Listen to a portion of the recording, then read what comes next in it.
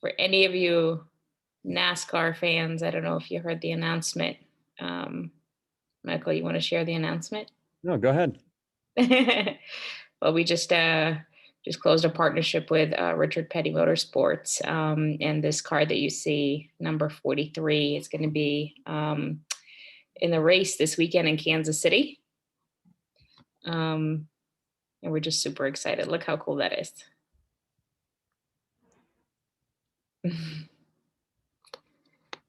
I definitely want to try to get into the behind the wheel one of these days in my lifetime. I think that would be a fun experience. I think it was up to what, 250 miles an hour? I think they said 200. I forget. Okay, Fast enough. good stuff. All right. You know, Michael should do one of these sessions from inside the car. You know, going around the track and taking questions, and having to drive and think on the fly to answer those questions. And That's right. That's a great idea. Oh my God. That's awesome.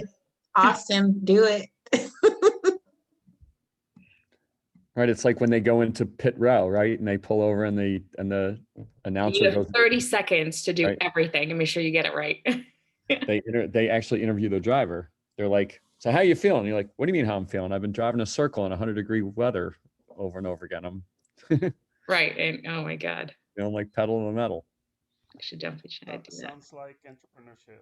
Exactly. Oh my God, 100%. Well, I don't know if we had the privilege of interviewing Eric, the driver, Eric Jones. And that's what we said. We said, entrepreneurship is this kind of ongoing, journey. And, it's kind of like being in, you're going to race, you have 200 laps, right?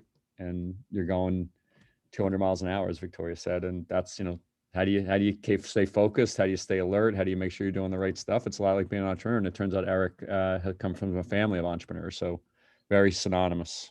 Yeah, absolutely. Absolutely. Okay. So, and I know more folks will probably jump on, so I think we should kind of get going.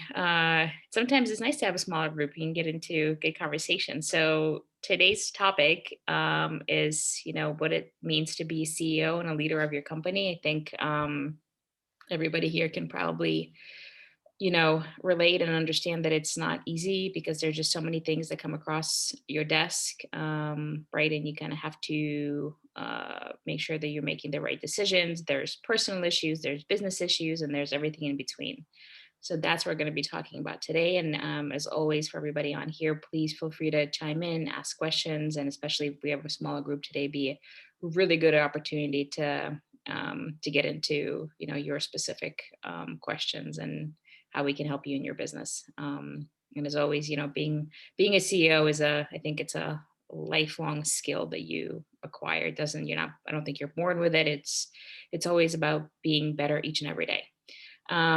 So with that said, Michael, I know, obviously you haven't been a CEO of a 500 plus, people company, and through your experience, I know you have some good stories for us when it comes to being a CEO. Yeah. Good afternoon, everybody. It's funny, in the middle of 2008, when, in Cent One, about 500 employees was really, got hit hard by the financial crisis. I remember my brother and my family had invested money, and I remember talking to my brother, and I was like, so Dan, this is what I want you to do. Walk into Barnes & Noble. At the time, there were Barnes & Nobles. Walk into Barnes & Noble and let me know when you find the one book about being a CEO. I go, there's hundreds of books about being a CEO. I mean, it's a series of, as Victoria said, a lifelong set of skills that you develop, but you develop them around certain concepts. I'll tell you one particular story. There is a whole section of the learning community that all of you guys have access to called Leading the Company. And a lot of the stuff that I'm going to talk about today is in that whole section. In all of the time that, and one of the things that are in there, I should say, is this thing that it's called You're Always on Stage. And if you think about all the different things that we are doing as the leaders of our company, we're running, we're doing, we're thinking about money, all that kind of stuff. I never want us to forget that we are always on stage, And every little thing that you say and you do makes all the difference in the world. I'll give you an example. I knew that when our 500 person company was going to get hit hard, the Wall Street Journal came out every day, and every day it seemed like our biggest clients were on the front page of the Wall Street Journal, like they weren't going to make it. And so obviously it had a lot of concern for our company. We had private equity investors at the time, kind of big boys and girls stuff. And I knew that I really needed to lead us and to kind of keep looking forward. So when I used to go into the office, even though we were working 20 hours a day and the numbers didn't look good, I would go in there with my head high, I'd goof around, I would, do whatever, when literally the world was collapsing around us, literally and figuratively. And I really was steadfast about doing it. And then one time, many customers were going bankrupt and all this kind of stuff. And one time a customer called me up and said, "Hey, we really want to stay and keep doing these, as reward programs for employees during this time." And I was like, awesome. You never got a call those days that said, "Hey, we're all going to stick with you and keep doing this stuff." Everybody was cutting all their expenses and costs and whatever. And about a week later, they called me back and said, "Nah, things are so bad, we're going to have to cut this program," which again, another customer going out the door. And I literally, I pounded on my desk, and I had this little, I'm a baseball player from college. I had a little rubber baseball in my office that I used to, throw against the wall when I was thinking, and I like whipped it against the wall.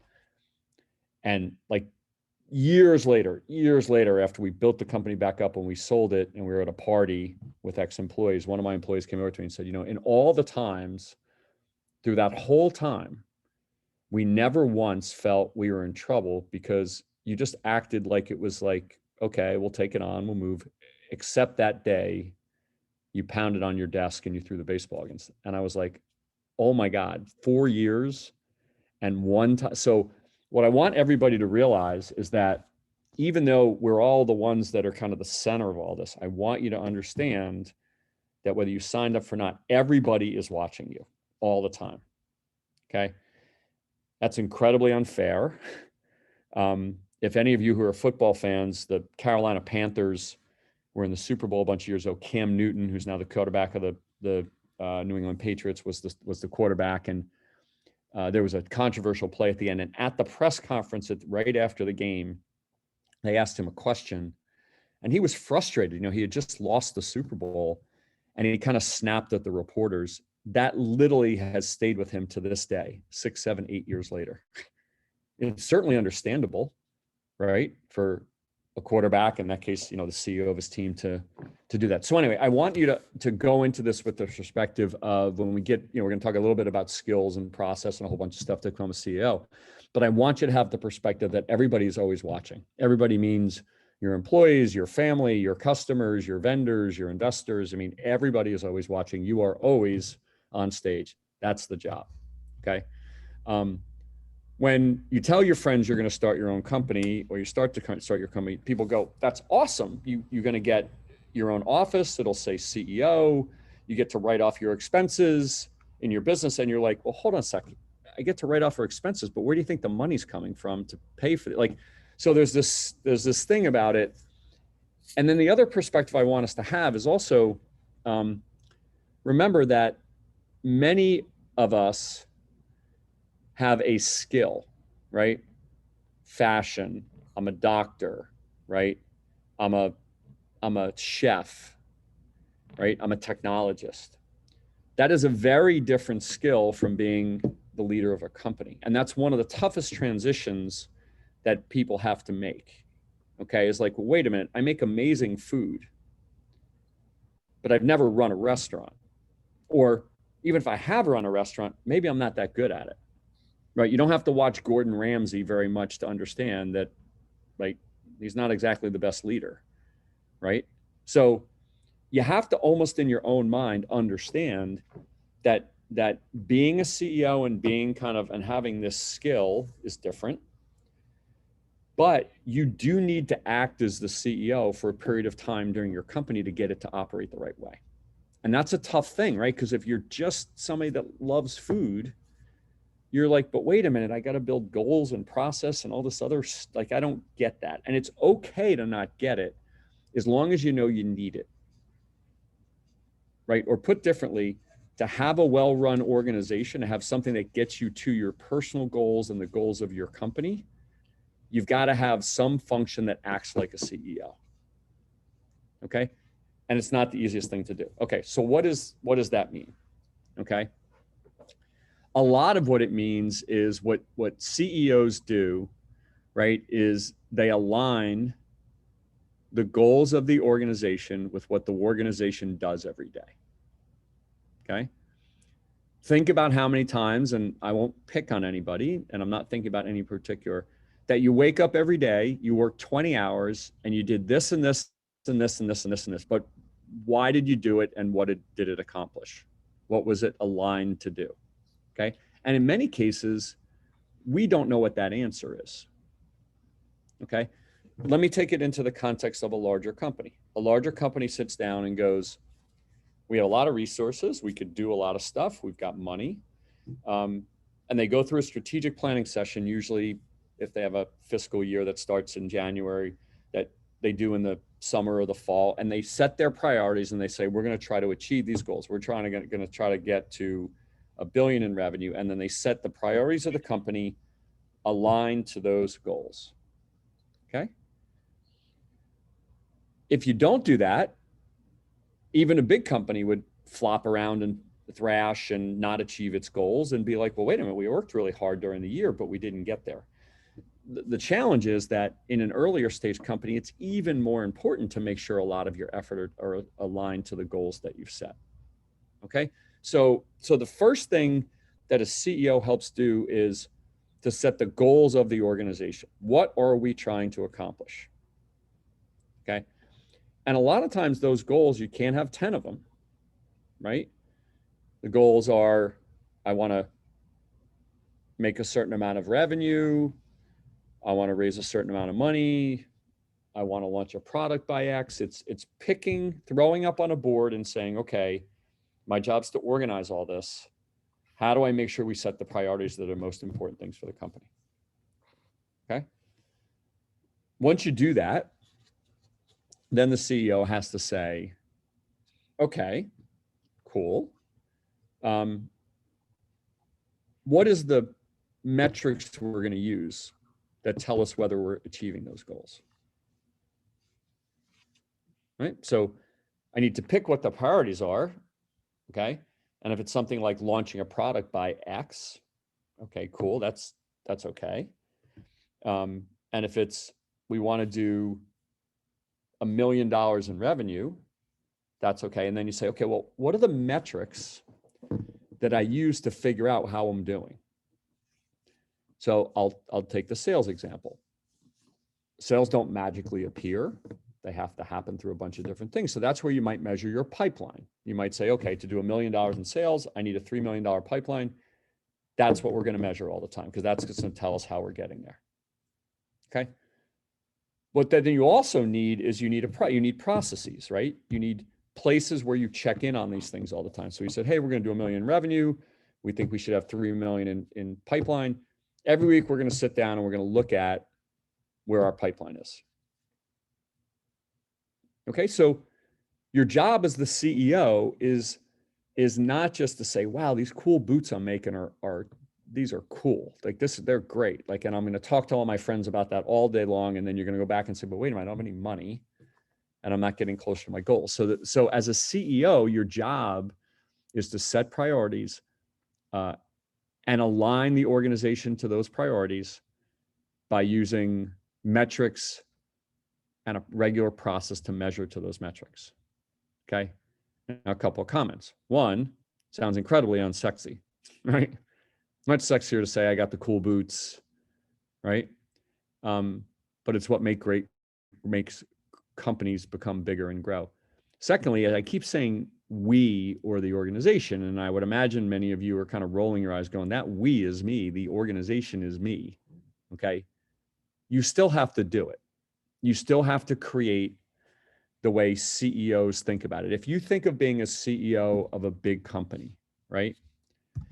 You would come into your desk, you turn on your big screen, and that big screen would probably give you like a red or a yellow or a green red being we're in trouble, yellow we're doing okay, green we're really doing great against your major goals, right? And that would guide your effort all day long, right? That is a good amount of what being the CEO of an early stage company is. Set priorities, right? And figure out the metrics and the processes you're going to use to keep you on track to those priorities. Okay. If you do nothing else than that, you're going to make progress, because you're going to consistently stick to the things that you have decided are the most important things for your organization. So let me stop right there for a second and see if there's any questions or comments. So yes, question. As a CEO, how do you handle the stress with everything that you have to do? Awesome question. Anybody that works with Lonely Entrepreneur has no stress. Just exactly as we described it. You come to these Friday calls, we chill out, we go into the weekend, we go to the beach. So here's what I would say. I'm going to couple that with another question. So one is, how do you manage the stress? And then the other part of that is, how do you manage the intensity and passion of, we should be getting there faster, we should be doing more, we should be evolving more, like all that energy. So part of it's stress, but part of it is pushing, right?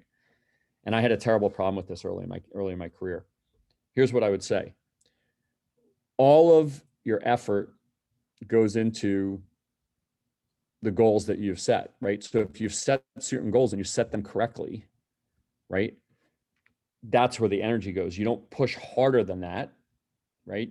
You set them appropriate given how hard you want to push. If you think selling 10 bananas is not enough, then set a goal of 15 bananas. That's where the intensity comes from. The stress and the angst is part of the skills you develop as a CEO. Is what can you do something about and what can't you do something about, and how do you make sure your energy is directed to the things you can do something about, right? So I'll give you an example. In 2008, world's collapsing.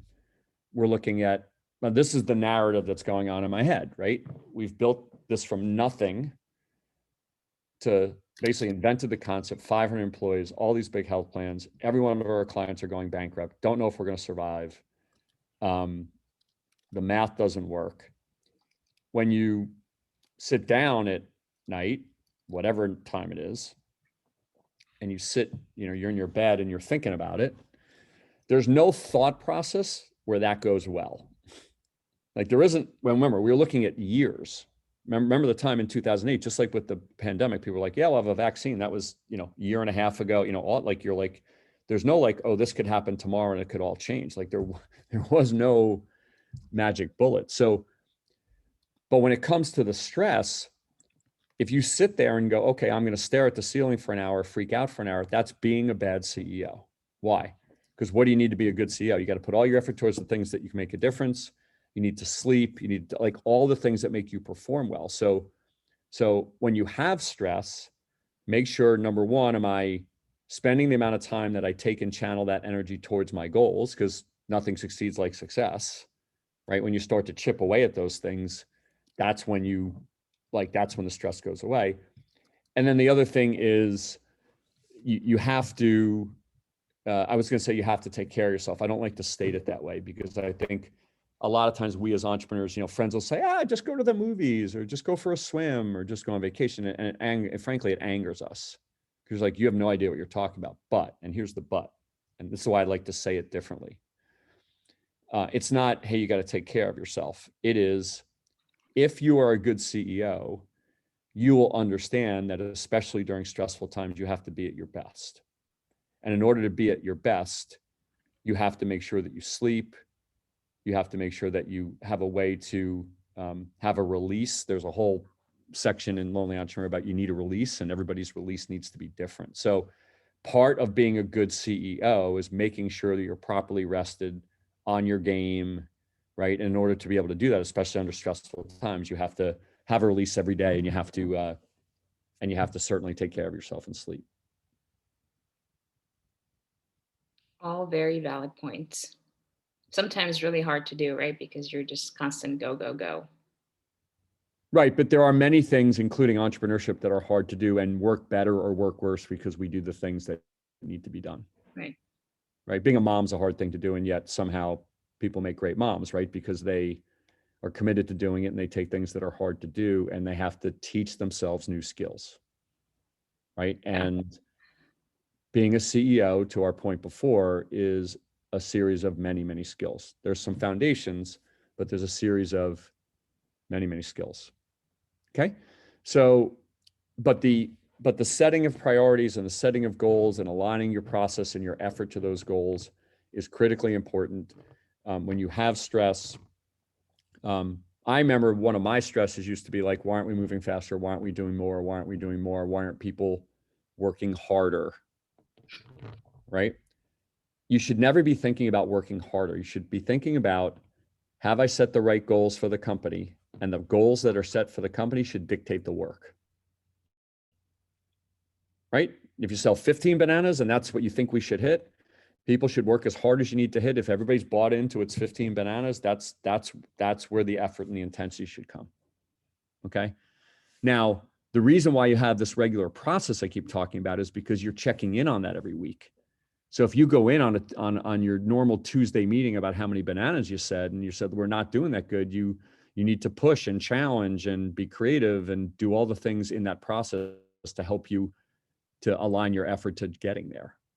Okay, so it's not that there's not intensity there, but there's intensity that's directed and aligned to the goals and directed and aligned to using the processes you set up to do it. And remember, these processes can be if it's just you, right? In what may be a scattered day, if you know that every Tuesday at 2:00, I'm going to sit down and go through marketing, right? That's when you're going to create the brain space to say, okay, now I'm going to focus on marketing. I'm not going to do other things.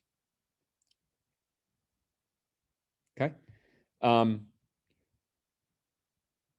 If you bring this clarity to your organization, even if it's you, when other people join your organization, they do the same, right?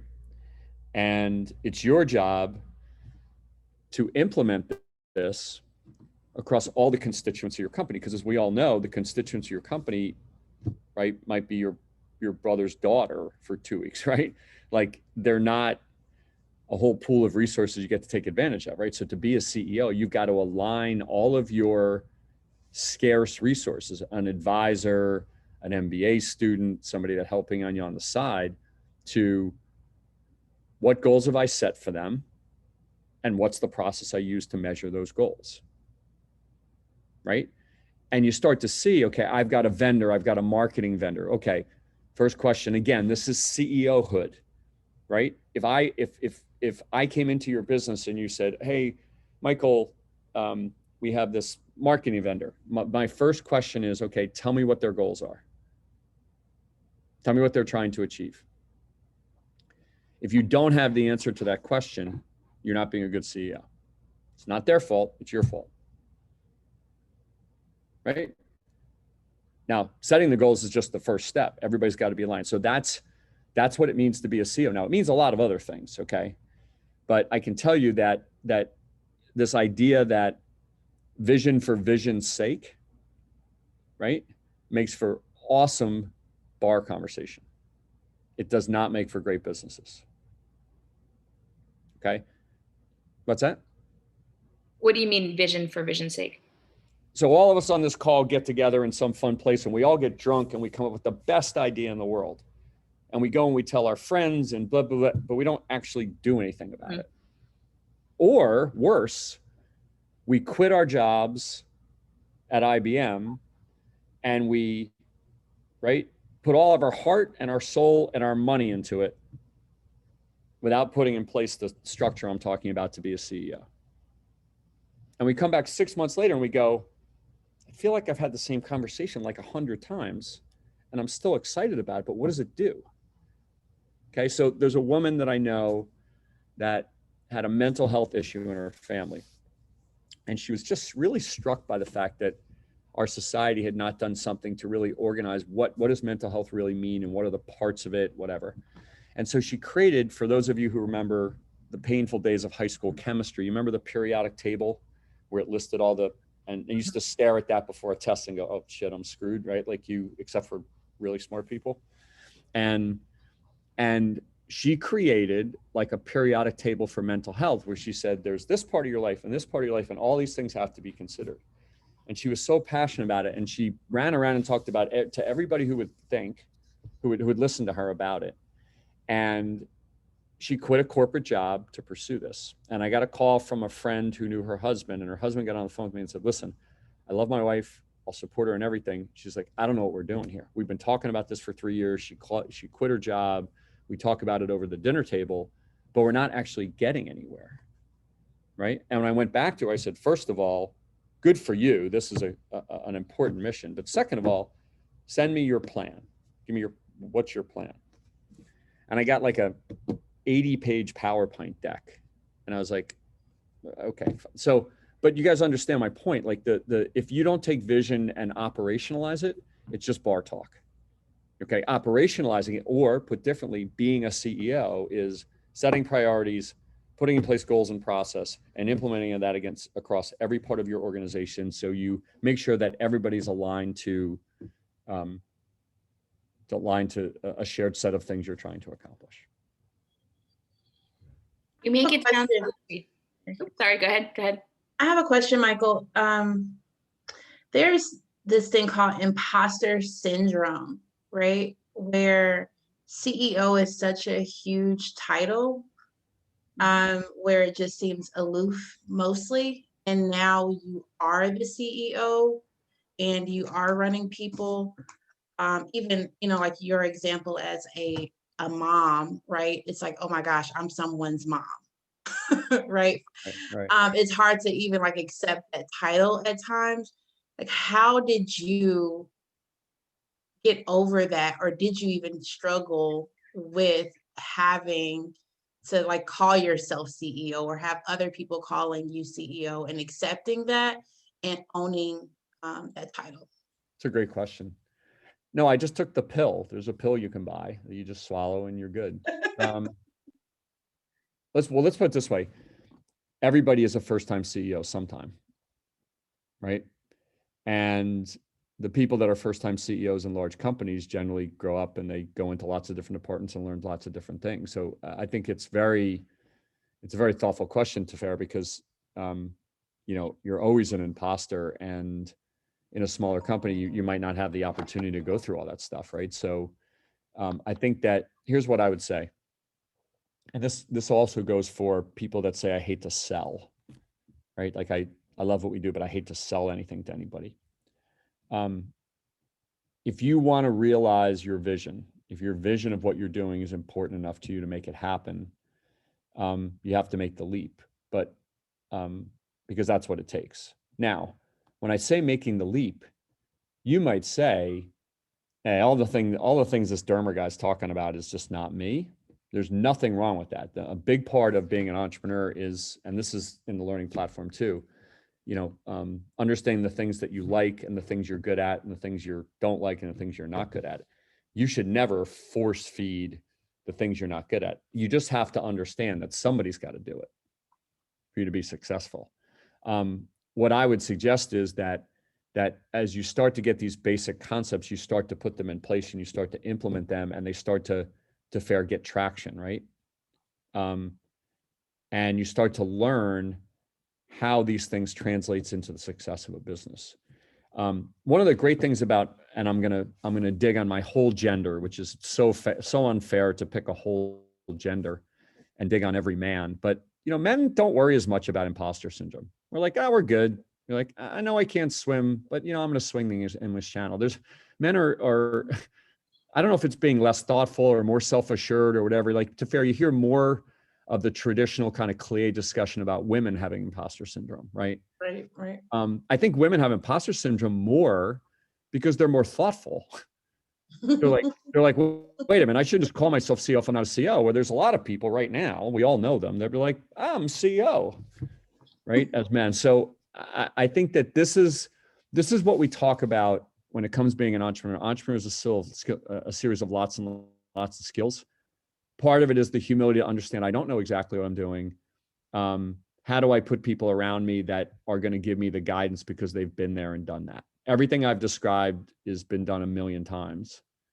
And it's just a matter of being humble enough to understand that I don't know that, but I need it. And now I have to just figure out to solve it, whether it's me learning, or in many cases, it's bringing in other people, bringing in outside consultants, you know, people that have done this stuff all the time. Yeah. And Chris had a good point here. He said it might be best to not focus or obsess on the title of CEO, but rather focus on the being aspects of the role to have true and full ownership. Yeah, I think, you know, obviously the calling it a CEO sometimes is helpful, because while it is daunting, it does make you think about running a business versus having a skill, right? And that's a really important thing, because you make great boots and can have great creativity is not enough. A business has to be run. In fact, we're making this sound like it's just us, right?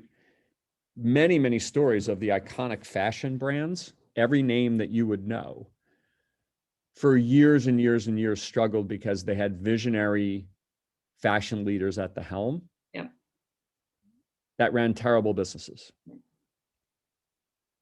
Right. And so, and yet everybody knew their name and then they were on the front page of every major of Vogue and Cosmo and every major fashion magazine. Right. So I think, Chris, to your point, it's not about obsessing. It is understanding that if I'm a doctor, like how many, Victoria, we're giving a speech in a little bit of time to an optometry society.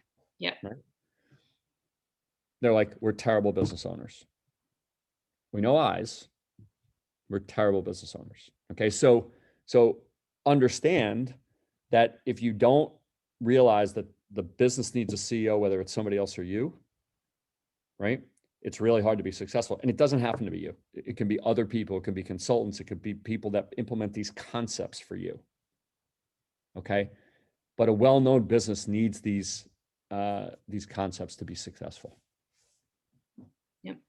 And I have to say, from personal experience, when growing a business, sometimes people, you know, when you're negotiating or when you're, you know, trying to sell, just I think our human nature, people just want to see a CEO in the title, because so many times I've sent out emails and, you know, I said to Michael, you know, they won't respond to me. And he's like, hold on. And as soon as he sends an email and there's a CEO, it's like, oh, gets a response back. So sometimes it helps. Yeah, but I think Chris is, I think, making the right point in the sense that it's not about stressing about the name or the this and that. It's about implementing the things that make your business work that is associated with it being a good CEO, right? Yeah. So I'll give you an example. If somebody said to me, hey, Michael, how's it going? If I'm walking down the hall and I'm the CEO of a big company and said, hey, Michael, how's it going? Right? They might say, oh, you know what? The staplers are awesome and the lunchroom is great and the product is cool and that's okay. You know, that's a guy or gal that had a real CEO mentality would say, you know, we're at 34 and we're supposed to be at 34 on that, 35 on that, and the product's supposed to be launched by X and we're 2 weeks ahead of time, which is awesome, and we're X and Y and Z, like right? That's like the way. And by the way, that would be colored with vision. Our vision is to be the blank, and here's the goals we've set to execute that vision. You know, a lot of times I know some people on the call here today and other places are raising money. What do investors want to see? They don't want to just see vision. They want to see, is this the person in front of me that can take this vision and turn it into action? Right. And so I think that it's not the concept of it, right? It is really how to implement a vision, right? And to take something and actually put it into life, right? And then as you see that work, you start to develop those skills and you start to do it over and over again. Like, so I'll give you an example. Take it outside of business. We did a consulting session for a really cool beauty brand called Fresh. Many of you may know it. And they really wanted to get everybody to take ownership of their stuff. And so we did this thing called the ownership mentality. right? How do we get people to have, and it's like CEO, right? Like, how do we get people to own it and execute it? And this is the exercise we went through. You have a charity, you're running a charity, and you're passionate about this charity, and every bit of the funding for your charity comes from this event, right? And you have to raise $50,000. And if you don't raise $50,000 in this charity, the recipients of your charity are really going to struggle. It could be people don't eat, people don't have healthcare, significant implications to charities you cared about. And so in the beginning, everybody had to come to the table. There were lots of people, a couple hundred people on this, and had to bring their charities, whatever. And we put them in teams. And so we had all these amazing charities that people were really passionate about, right? Sounds familiar, right? We're passionate about our stuff. And we said, awesome. Tell us about your plan to execute this. And if you thought about it in the context of a charity, you'd be like, all right, I have an event. I need an event space. I need food. I need entertainment. I need this, right? So, okay, I got 6, they were broken into 6-person teams. All right, who wants to run the event space part? Who wants to run the food part? Right? So you start to say, and okay, what does it mean to run the event space part? Oh, well, we need an event space by this. That means we need this progress and these metrics. So each week we should do X. And okay, every week we're going to get together. Like, oh, it's almost like running a business, right? Right. And then we threw a curveball at them. A week before the event, this happens. The event space gets closed down, right? The COVID hits, like whatever. But the point was, like, when you think of it in the, Chris, to your comment, like, when you think of it in the context of a charity, you don't think of it as a CEO. You're like, I'm passionate about this. How do I organize this to make sure that the food's going to be good and that we're selling the right ticket prices and right? A lot about being a CEO is saying, okay, I have a vision. My vision is I want to feed these 100, right, kids that are struggling. That's my vision, right? How do I actually turn that into something that actually accomplishes that result? Right. And that's, my goals, my process, my metrics that tell me how I'm acting like a CEO. Don't get me wrong. It's not nearly as sexy about going out with your friends and having a drink and talking about the vision. You should do that. That's what keeps the energy in what you're doing, is the vision of what you're trying to go. I mean, what do you think we thought about when our company was collapsing? It was the vision of trying to help people have a better chance of success at being healthier and getting financial incentive. And that vision never goes away. But if you didn't execute, it didn't really make much of a difference. Okay. A couple of other things. One of the things as CEO in a smaller company, whether it's you or even if it's just you and some other constituents, is communication, right? Communication is something that is incredibly difficult to do. And there's a couple of pieces of advice that I'll give you. And I know there's some learning modules on this in the learning community as well as I think in the book. And that is that we all know about all the bubble gum and duct tape that's gone into building our businesses. Everything about the product and the website, and there was that developer in Russia, and there was the thing over here, and the marketing firm. We all know all of that. And for some reason, we feel as if when we communicate with our constituents meaning people, our customers and prospects, our investors or prospective investors, our employees, that because, as we like to say at Lonely Entrepreneur, our balloon is full with all this air, that when somebody asks us about that, we have to basically let the air out of the balloon and throw up on the proverbial page, the email, so I'm going to tell you everything about our business and why you should buy it from us, invest in us, come work for us, right? Give us a better price as a vendor. Your job is to do the exact opposite. Your job is to simplify, right? Great leaders are great simplifiers, right? They simplify for their different constituents so they can understand how and why they should interact with your organization. So when you go to write that email tomorrow to your employee, your vendor, your prospective client, your whatever, say to yourself, how do I think about this like a tweet, right? Like, how do I really simplify this to the things that really matter to them? Okay. I remember when I was starting to work with somebody and she sent me an email. I'm like, she sent me this email about, how she was talking to new customers. And she's like, what do you think of my email? I was like, I didn't read that. Nobody would read that. I'm not reading 7 paragraphs of why I should care, right? Like, you have to simplify your vision. You have to simplify the value of it all the time. And as you guys, anybody who's prepared an investor deck, anybody who's prepared sales materials, we know and we believe all the reasons why we're special, but does anybody out there not think they're unique? Right? We all do. It's just that our job is to simplify that for people that live in a cluttered world. So as a CEO, you have to not just do, but really believe that the skill, and you can probably sense what I'm talking about is a series of skills, right? The skill is to take it and to boil down all the stuff that's in your balloon about your baby that you've built, right? And boil it down to the things that really matter to the person that are on the other side of the conversation. Okay? Yeah. So great CEOs, great leaders are great simplifiers. That's great. So I have another question, but I want to give a chance for anybody on the call. Does anybody want to jump in and ask your specific questions or things that they relate to being a CEO? Okay. Michael, so I know we often talk about, being a CEO means that you're unemotional, thoughtful, and deliberate, right? Can you talk a little bit about that? Because I think I'm seeing a lot of, um, people say, how can you be unemotional? How can you, make decisions that are constantly kind of pulling and tugging at different things of you? Yep.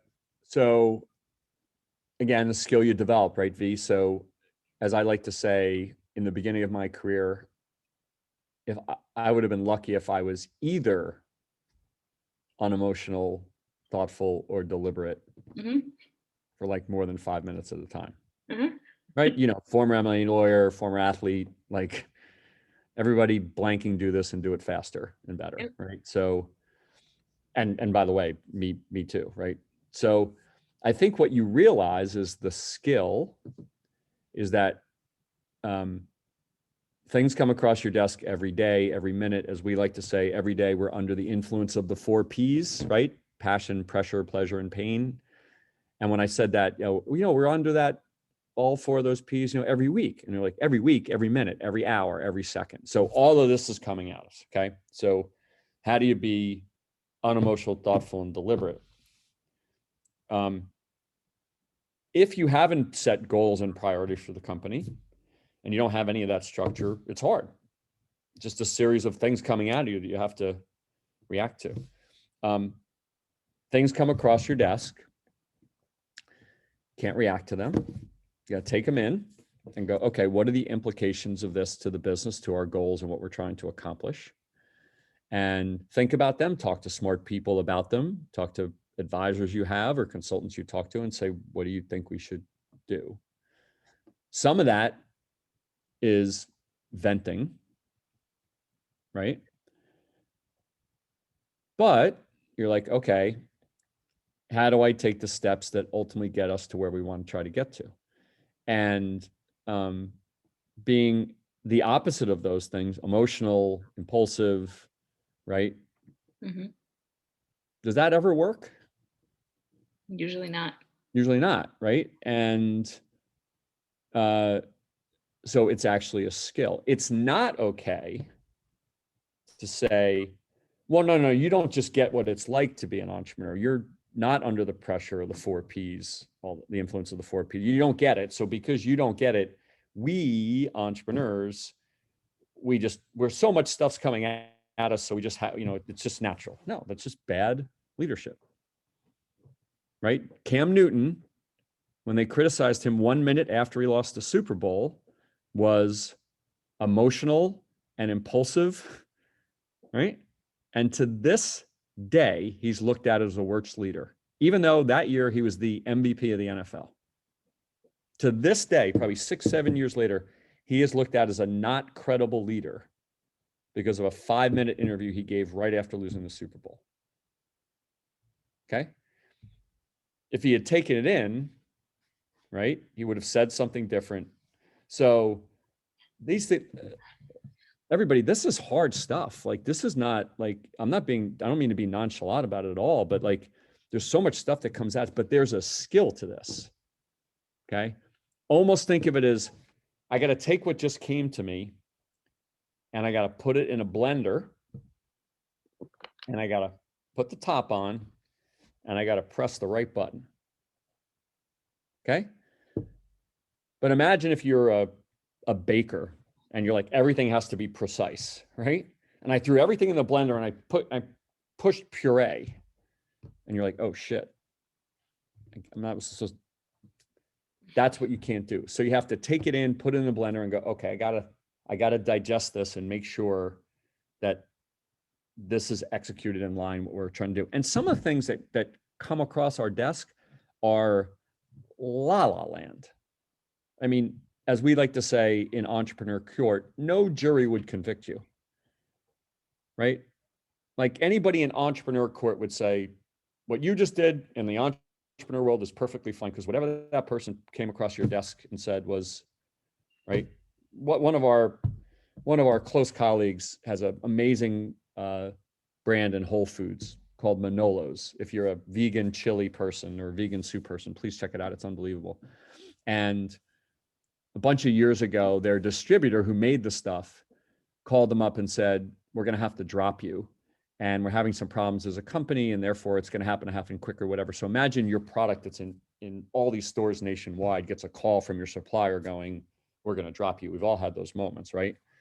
And like, if we're talking about this for a day or two, how to solve the problem, and somebody that worked for him who happened to be related to him, it was his wife, worked with him rather, was coming back from a personal trip and called him up and said, hey, when I fly back, it's cold. Could you do me a favor? Could you just run to the store and grab me a winter coat?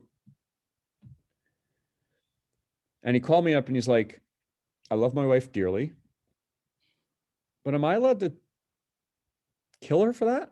Like, does she have any idea what's going on? And when I say kill, I mean facetious. Like, does she have any idea? And she does, because she's in the business. She's like, so there are things that come across our desk that we're like, you almost think if it's a friend of yours playing a joke on you. Watch this. I'm going to call him up and I'm going to tell him to go buy me a winter coat while the world's, and you're like, so there are so many things, and we all have those stories, right? Where somebody walks in your office and you're like, what, do you have any idea? Like what's happening around us? And not everything is that dramatic, but your job, it's not a job for everybody.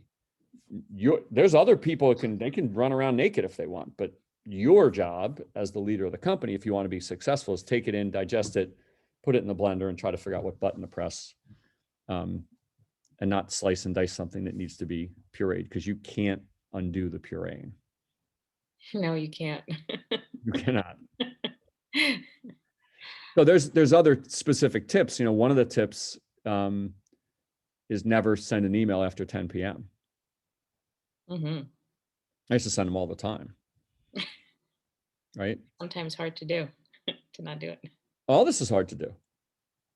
Right? But how many times do you get like that email at somebody on the West Coast and it's like, oh, we're going to fire you guys, or we're going to like something bad or something, controversial. And you're like,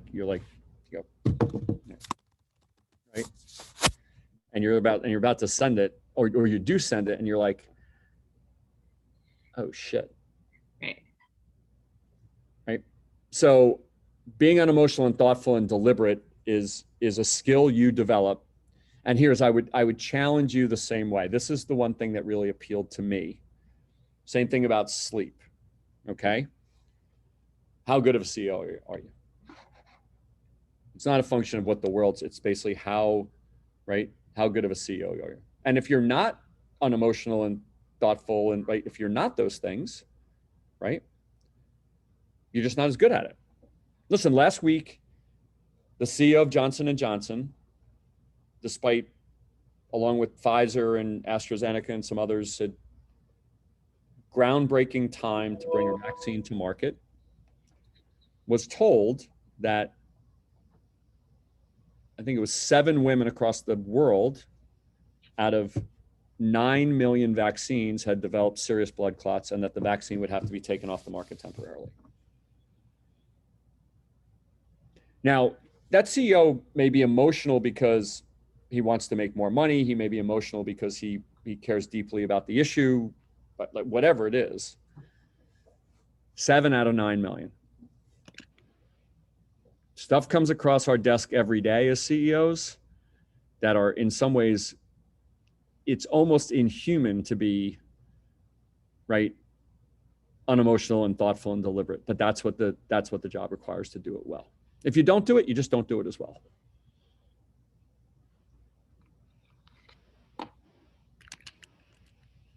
Very, very true.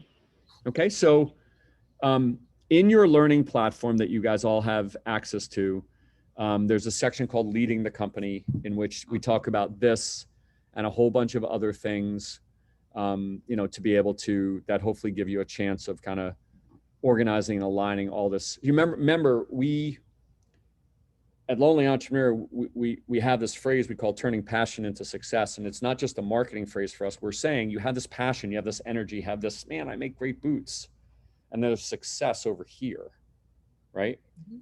These are the things that connect those two dots, right? Do I put these things in place that create the pathway that the energy and passion, I won't give a survey. I won't ask everybody to respond to a survey to the question of, are you passionate, right? We did a disservice to everybody by saying, as long as you're passionate and you run into the wall harder than the next guy or gal, you're okay. You're not. You have to turn the passion into success. And part of what we're talking about here today is the guardrails, right, of what it takes to be successful and ultimately bring your vision to life, whatever that may be. Absolutely. Absolutely. That's great. Michael, thank you. This was very insightful, and I think everybody really can relate to a lot of the things we talked about here. I want to take a minute or two here. Folks, over the last couple of months, we've had more and more requests from people for one-on-one time with Michael. And as most of you know, usually these consulting packages start at $5,000, and a lot of you have indicated that you can't afford that.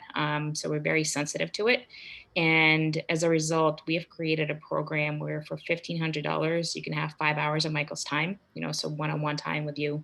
And you can use this in any way that you would like. So I just dropped in a Google form for anybody who wants to take advantage of it. Please fill it out, and we'll get back to you, reach out to you and schedule that. So as I said, very sensitive to the pricing, but also want to give people the opportunity to take advantage of Michael's time for, 5 hours for $1,500. So if you have any questions, just let me know, but we thought we'd put that out there, always trying to help in any way we can. Thank you for that, Victoria. And one thing also to remember, that every time we do these sessions, we record them and we take the recordings and we put them into the learning platform under the coach section called coaching sessions. So remember, you can always go back to the ones that if you happen to miss one some week, they're always in there. And of course, share them. And for those of you who are NASCAR fans, Sunday at 3:00, is it 3:00 Kansas City time, Victoria? I think it's Kansas City, yeah. Yeah, so wherever you are, 3:00 Kansas City time, you will see the Lonely Entrepreneur and the Black Entrepreneur Initiative driving in a circle, hopefully very fast, and root us on and see if we can win a race. Eric Jones, who is the driver, was leading Talladega, which is one of the more well-known races in Alabama last week, up into the last lap, and he crashed right at the end. He was close, he was leading. We've told him he can't crash. And he has to win. But he was close to winning. And so we're hopefully that all of the energy of everybody here and all the other lonely entrepreneurs out the world can push him over the edge. So keep an eye on him. And the number 43. the number 43. TLD on 43. Yeah.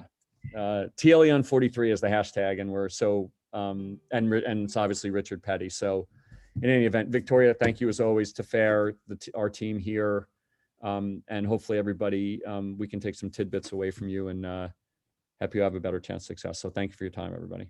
Thank you, everybody, for joining. Have a great Friday and have a great weekend. We'll see you back here next Friday. Thank you very much. Thank you. Bye. Thank you. Thank you. Thanks a lot.